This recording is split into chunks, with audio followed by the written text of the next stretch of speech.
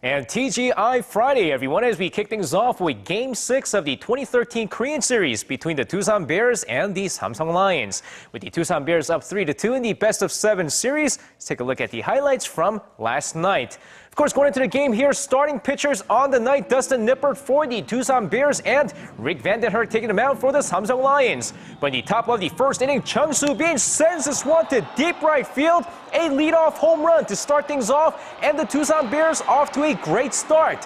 But in the third inning of the game, men on third, Bae Young-sub flies out to center field, a sac fly ties the ball game 1-1. Fifth inning, here is Choi Jun-suk, and he drills this one to deep left center field. There it goes, gone, tearing it up this series as Doosan now takes a 2-1 lead. But shifting over to the sixth inning, Chete in, and he goes the opposite way, and there it goes, back, gone, a two-run shot, and Samsung takes the lead 3-2. Next inning, two men on, Park Han-hee, and no doubt about it, a three-run shot, and that's gonna do it. The Samsung Lions force this series to Game 7 with a 6-2 victory. And now shifting over to the majors, where Game 6 of the 2013 World Series between the St. Louis Cardinals and the Boston Red Sox took place on Wednesday night at Fenway Park. And despite Michael Wacha taking the mound for the Cards, the Red Sox lineup tear it up as they easily take Game 6 6-1 as Koji Uehara strikes out Matt Carpenter for the final out. For David Ortiz, who hit .688 in the World Series, including 2 home runs, he earns the MVP honors as fans celebrate their first World Series victory at home in Fenway Park in 95 years.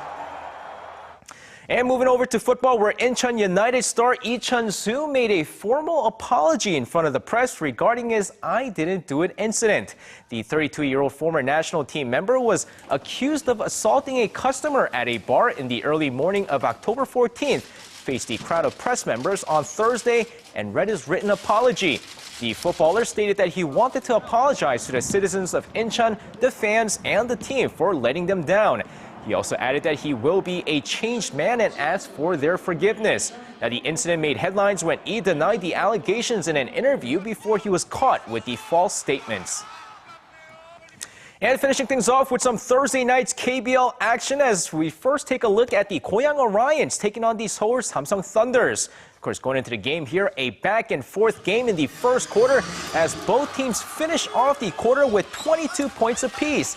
But in the second quarter, Samsung starts running away with the game as they outscored the Orions 19-15 to take a 41-39 lead after the first half. But in the second half of the game, Leon Williams lighting it up with 12 points in the third quarter as the Orions start controlling the paint in the second half. Leon Williams would finish off the game with 29 points and 8 rebounds as the Orions rally back to take this game 75-63. And next up, the Seoul SK Knights taking on the Busan KT Sonic Boom. First quarter, SK takes a 19-15 lead before both teams struggle from the field in the second quarter as SK takes a slim 29-27 lead going into the second half of the game.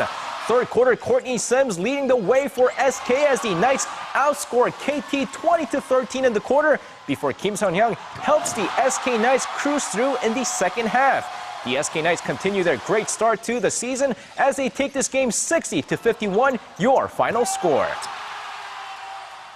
And that is going to wrap it up for me. This has been SJ. Have a great weekend, everyone, and see you guys again for your sports needs.